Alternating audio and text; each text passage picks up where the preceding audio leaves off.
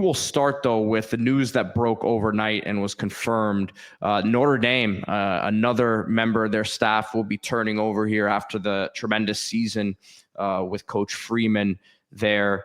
As A-Rob says, going to be interesting to see if Freeman can replace all the staff members he's lost. And that's the battle and the struggle with being at the top of the food chain here, as Notre Dame, obviously, Ohio State's at the top of the food chain, but Notre Dame, with the season they had, really putting themselves in play here moving forward to be a perennial top 3 to 4 program in the country. But their running back coach, Deland McCullough, is headed to the NFL with the Raiders.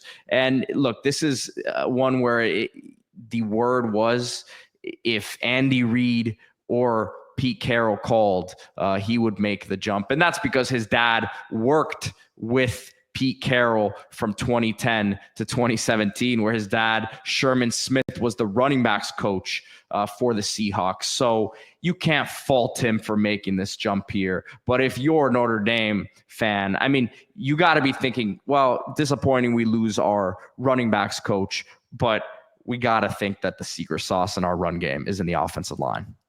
Yeah, and look, Kansas City coach under Andy Reid. So ever since he was in the pros already, ever since he came back to college, there's been those rumors that he would potentially end up leaving for the NFL. Does that, as did Al Golden going to the Cincinnati Bengals as defensive coordinator. But look, that's a sign of quality, right? That you're picking the right people, that you're giving opportunities, and you're doing the right things and having success and recruiting great athletes that these guys can coach and make them look good, which they already are great coaches. So to me, this is a sign of health for the Notre Dame program. It's not like, well, what's wrong? Why are these coaches leaving? It's a sign of great health. And if you are trying to be the next running back coach for Notre Dame, you're saying, all right, well, Coach McCullough goes to the pros.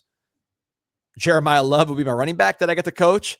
You have probably the best offensive line in the country next year, blocking for the running backs that I coach. I got to think this is going to be the premier job for any running back coach who's not coaching at a higher level than Notre Dame. There's not that many higher levels other than the pros.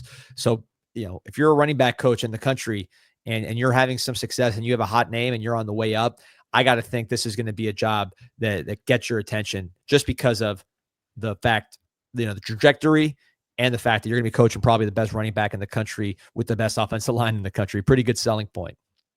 A-Rob says, will Marcus Freeman be able to reload the staff? I mean, this is why he's paid the big bucks, but it reflects really well on the head coach if multiple top assistants are being plucked every year. I mean, that to me shows that people from the outside believe that you're cultivating, the right sort of culture in there, and it's permeating throughout the building. And if they want to bring an assistant who's just been with your program for multiple years to your building, they want them to bring some of that magic to their building as well.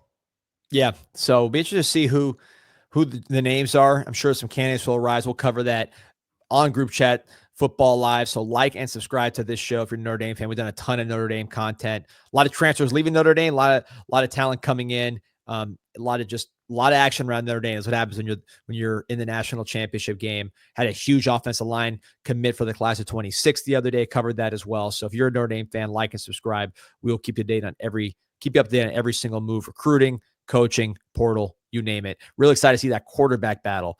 I'm an Angeli guy. I think he's underrated and a really, really a legitimate high end power 4 quarterback. So excited to see that battle take place.